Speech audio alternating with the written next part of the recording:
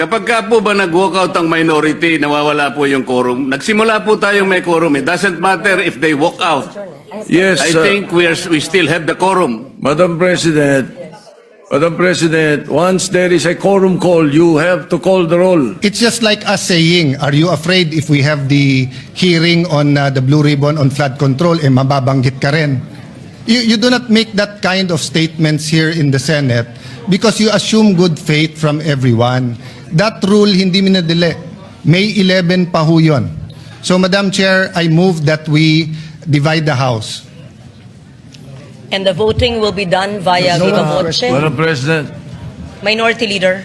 I move to adjourn or a quorum call.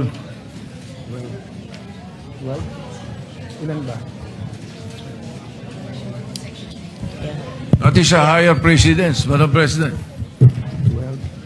So I only see the Minority Leader representing the minority. The others had left.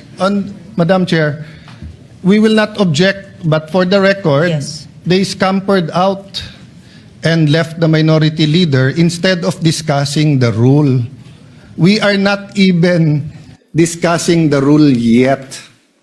And then, ganun na yung allegation nila. And no one from the minority stood up to say that out of order si Senator Erwin Tulfo. So we will not object, Madam Chair. In fact, we move that we adjourn till 5 p.m. Madam President, Monday. before that, Madam Before we- President, Sorry, motion to adjourn is Senate not President. debatable.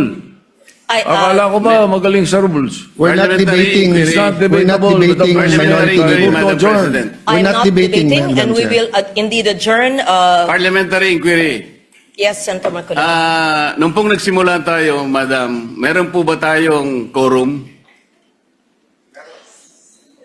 We had a quorum. Yes. Yes, Madam President. Kapag ka po ba nag-walkout ang minority, nawawala po yung quorum. Nagsimula po tayong may quorum. It doesn't matter if they walk out. Yes, I think we still have the quorum. Madam President, once there is a quorum call, you have to call the roll.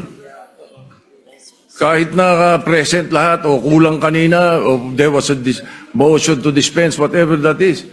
Not A upon a quorum situation, call, Madam President, when motion they, to- when they motion to readily adjourn and willingly walk out. takes precedence. Hindi po yung covered ng rule natin, Madam President. Madam President, sakasakali As po, reiterated by the Senate President and as conveyed by the Minority Leader, former Senate President, the rule states that the motion to adjourn takes precedence. I'm not taking sides. 5 p.m. Monday. And we will adjourn